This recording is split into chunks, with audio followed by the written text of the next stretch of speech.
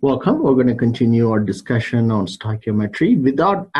Before we actually get into the idea of solving problems, let's actually review a couple of problems on balancing chemical equation. Now, if you remember, out of the four things I said that you need to know as you move into the idea of learning stoichiometry, one of them was balancing equations. Now, we've already learned balancing chemical equations, but it's not a bad idea to review something you already know. So here's our first problem. And as I always said, when you balance chemical equation, leave oxygen for the last and hydrogen before you solve oxygen. In other words, hydrogen is penultimate and oxygen is the very last thing you solve, simply because a lot of the times, I would say 99.9% of the time, when you figure out everything, oxygen works out itself. It's just that simple. So without further delay, let's get started. We have 1 boron, 3 fluorine, 2 lithium, 1 sulfur, and 3 oxygens. On this side, we have 2 boron.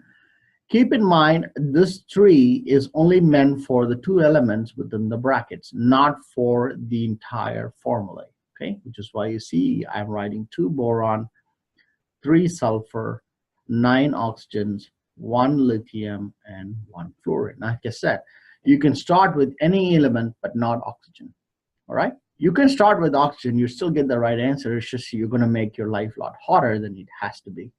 So I'm just gonna start with boron because that's the first thing I wrote.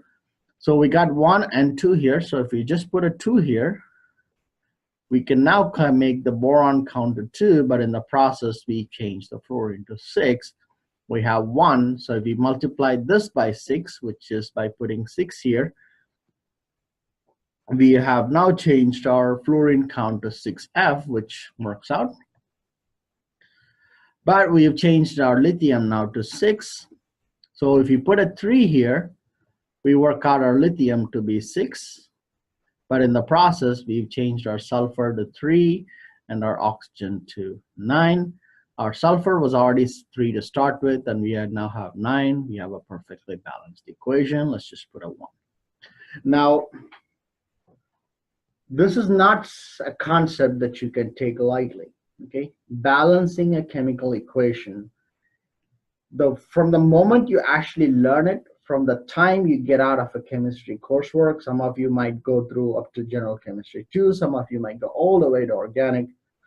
Balancing a chemical equation is a foundational skill that you need to master. And if you can't, you have to figure out a way by asking questions to me and try to get over it, because the longer you're going to hold yourself from learning it correct way, the longer you're going to push your pain of doing well in a chemistry class. And balancing equation is not that hard. All right, I picked another chemical equation, and one of the reasons I picked this particular one, because first, it's easy. Second, this is exactly what happens in your cheap fireworks, as long as it's not one of those fancy ones that make stars and crackling and all kinds of stuff. If you're just taking a basic firework, something that explodes or something that gives a color, this is exactly the reaction that happens in a firework. So let's go ahead and follow the rule, which is, well, let's write down. We got 1 potassium, 1 nitrogen, 3 oxygen, 1 sulfur, and 1 carbon. On this side, we got 2 potassium, 1 sulfur, 1 carbon, 2 oxygen, and 2 nitrogens. Like I said, you could start with anything but oxygen.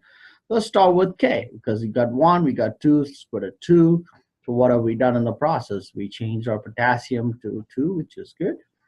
We changed our nitrogen to 2, which is also good. And we've changed our oxygen count to 6. Here we have 2. Let's not worry about that. It'll take care of itself. And we got 1 sulfur and 1 carbon, 1 sulfur and 1 carbon. Well, that just means we must, at this point, solve for our oxygen. Here we have 6, here we have 2, so let's put a 3.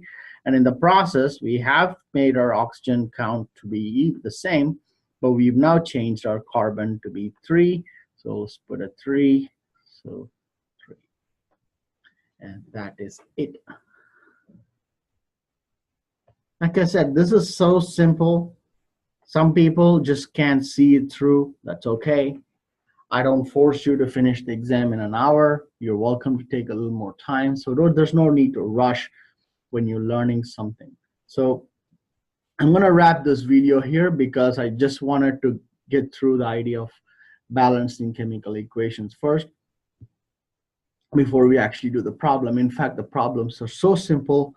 I don't want the balancing equation to be a barrier in your learning, which is why I took the time to redo it. So stay tuned.